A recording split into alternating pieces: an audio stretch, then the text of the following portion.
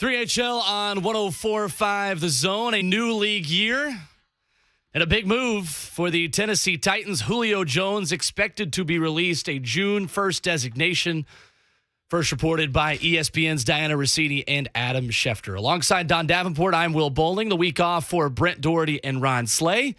And we go to the Mark Spain Real Estate Hotline, where it is a very good time to talk to this man. It's always a good time to hear from Coach Mack.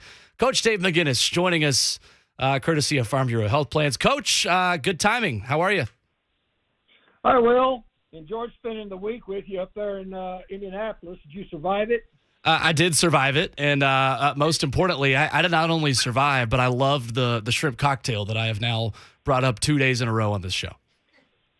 See, perfect. I mean, I knew I saw you every day because that our tables were adjacent to one another there. Then once the workout started, but I told you, just go on over there to St. Elmo's, walk in, sit at the bar. You can have all of the shrimp cocktail you want.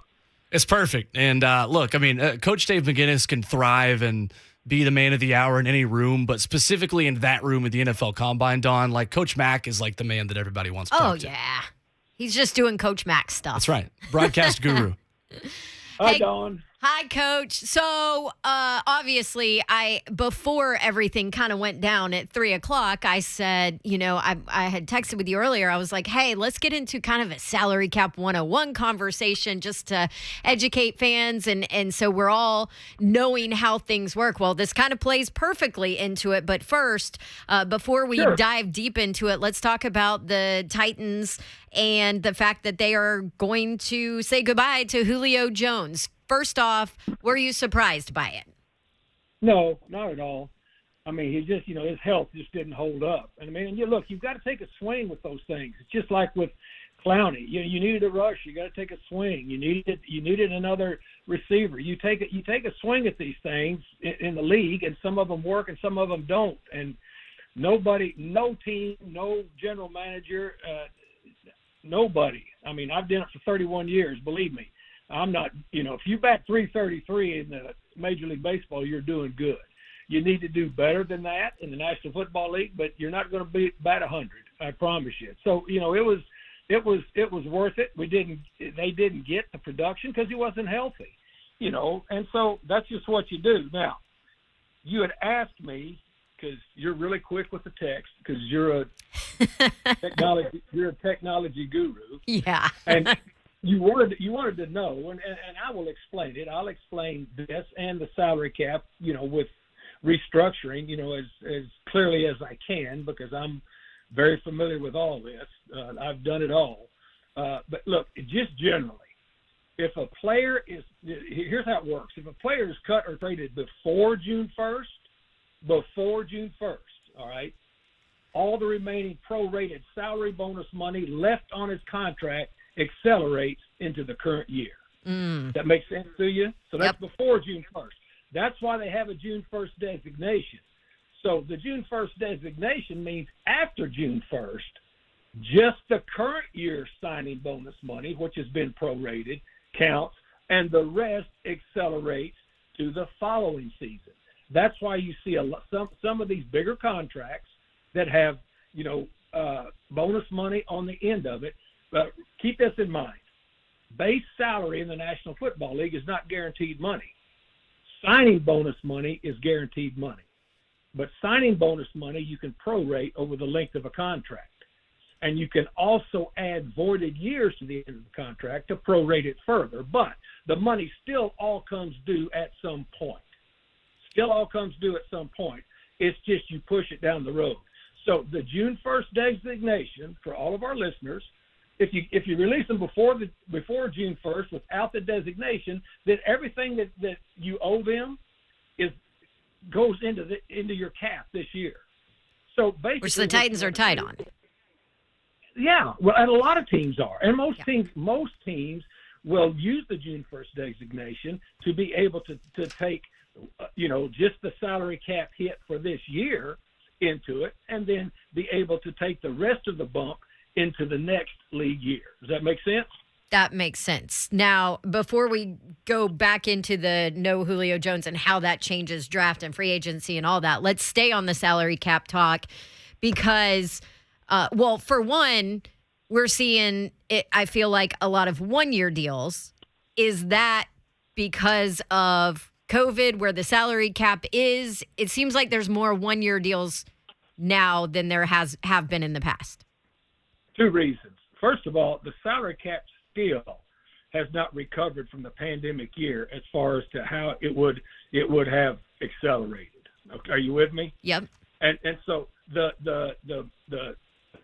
television contracts and the money is going to catch up, but it's not going to. It had 208 point whatever it is this year. It has not caught up incrementally as to what it would have been pre-pandemic.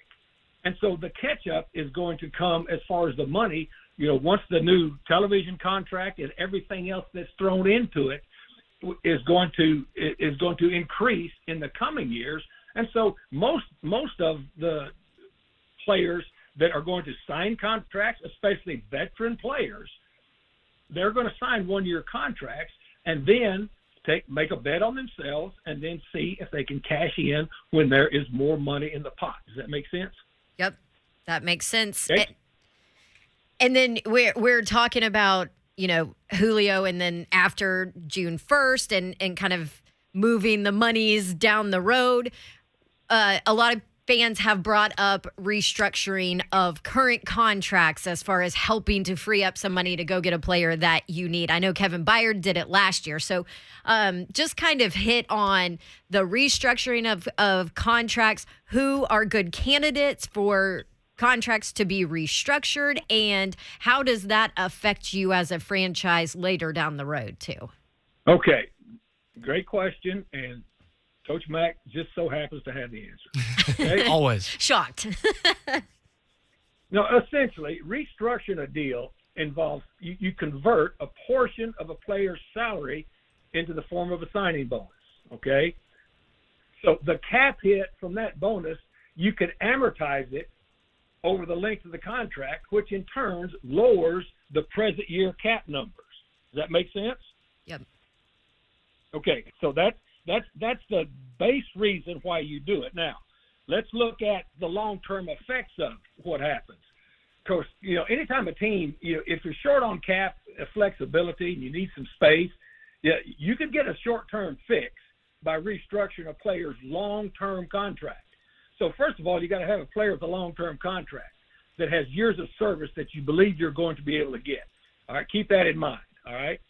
Okay, now you can cut or you can trade a player, and that can be a solution as well for a contract. But a contract restructure, what that allows you to do, Dawn and Will and all of our fine listeners, it allows the team to keep the roster intact while also providing a little bit of immediate cap relief. Now, immediate cap relief, because it's like this. Dawn, you have credit cards, right? Yes. Will, you got credit cards, right? I do, yes. Okay, you can spend to the limit of that credit card, whatever it is. For both of you guys, the money you make, it's probably $2 or $3 million limit. Oh yeah. All right, now, you can spend to that, but it's going to come due sooner or later. You also are able, if you want to make payment plans on it, you can stretch it out, but there's interest involved. But at the end of it, no matter how much limit that you have, you're going to have to pay it sooner or later. Okay. And sometimes it can be painful later on rather than just staying within your budget and keeping it controlled year to year to year. Does that make sense? Yep. Okay. So the base salaries, guys, of NFL contracts, they're not guaranteed. But the players can receive guaranteed money in the form of sign-in bonus. And then while those bonuses are considered their upfront money for cap purposes, they can be spread out over the years of the contract. So if I give one of you guys a $12 million signing bonus, say on a 4-year deal, all right, you're going to get your $12 million up front, but for cap purposes, you're only going to count $3 million a year for 4 years. Does that make sense to you? Yes. So anytime you hear cash over cap, and then you hear a signing bonus that has been pushed out, you can do that. Now, if you're going to restructure, what you do is you take some of that future salary and you put it in the form of a signing bonus. So they get all the restructured money up front, okay, but you put it in the form of a signing bonus, and then you can spread that out, all right, over the length of the contract. But what happens is, and what if you continue to borrow against yourself, which is basically what you're doing, sooner or later, if that player is injured, all of that money is guaranteed. It immediately comes into the cap. Or if that player declines and can't perform to that, you still owe him the money. And as soon as he's gone, it accelerates into your present year cap. Does that make sense? That makes sense. So Makes sense. you wouldn't look at like restructuring a guy like maybe Lawan because he's on the back end of his career kind of thing. Correct. Got it. Correct. I mean, you've already restructured Lawan once, right? Right. And you did Byard last year. Yeah, and Byard last year, which is the right thing to do. But what you don't want to get into doing is borrowing from a lot of big salaries to restructure, and then all of a sudden you not only don't have the service of the player, either by injury or either by decline in performance, then you also have their money hit in total in the year that they leave your club. Does that make sense to you? Yeah. So you've got to be very judicious as far as to who you restructure and how many you restructure, because your contracts have to interlock with one another, because you've got first-year players coming in that are on scale contracts, but then you've also got players that have performed, that you drafted that you would like to extend. So it's all it's a Jenga game with it. It really is, that you've got to be able to move it around. And that's the way you're able to manipulate it. And people get hung up sometimes on, there's 90% of the cap, there's a floor now that you have to spend, but that's over a 4-year period in salaries. And so, everybody, is up to that. But that's what the restructure business is about. All right. And so, look, the Titans and our long-term Titans fans, they've experienced that here when the Titans kept that 2000 Super Bowl, that 2000 Super Bowl team together, right? 99 team, restructured, pushed it out. 2000 made another run, pushed it out, able to push it out. All of a sudden it comes due, and then you've got to lose Javon. You've got to lose Samari. You start losing those guys, and then a guy like a Keith Bullock that has just signed his second contract is surrounded by a lot of good players, and all of a sudden he looks around and he's going, where is everybody? Mm-hmm. The purge. Because you can't pay him. You've got the purge. And then you build it back up, and then you make another run in 2008, 13-3. You build it back up, and then look, but the way to be able to have a consistent football team, and you can have money, a lot of money under the cap if you're a bad team, because you don't have good players. Or you can spend a lot of money on players, all right, that you haven't developed, and some of them turn out, and then some of them don't.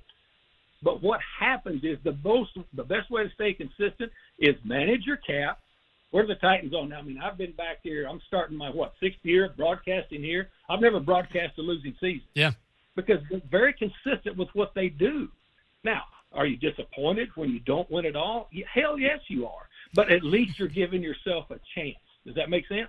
Yep. It does. 100%. Coach Dave McGinnis with Salary us here cap on 3HL. This there is you great. go. Great stuff. Jaron on YouTube saying, I feel like a salary cap specialist now. Yes. Just listening to Coach Mack. But no, that was great, though, because a lot of people are like, well, go structure Lawan. Right. And so that explains why you make the decisions to do what you do. So. And the question I want to ask Coach Mack is that we live so much year to year based on, all right, there's $9.5 million available June 2nd, but that's not all going to go towards this year. Obviously, you have draft picks you have to have room for in the salary cap, but you've also got 2 superstars that are about to get paid in Jeffrey Simmons and A.J. Brown. How does this move maybe accelerate or change the timeline of when the Titans can have those conversations with either A.J. Brown or Jeffrey Simmons?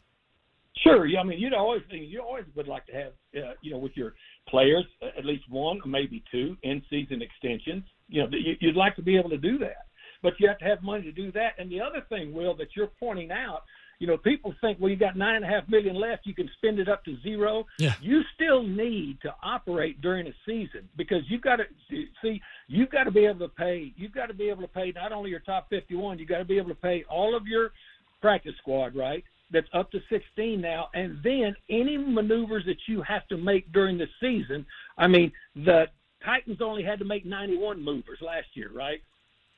91. Right. Oh, right. Crazy. All of that money, any type of transaction that you make during the year counts against your salary cap. And so basically, I've cleaned 2 caps. I've been involved in the salary cap ever since, when I was a head coach for sure, and then the 15 years I was an assistant head coach.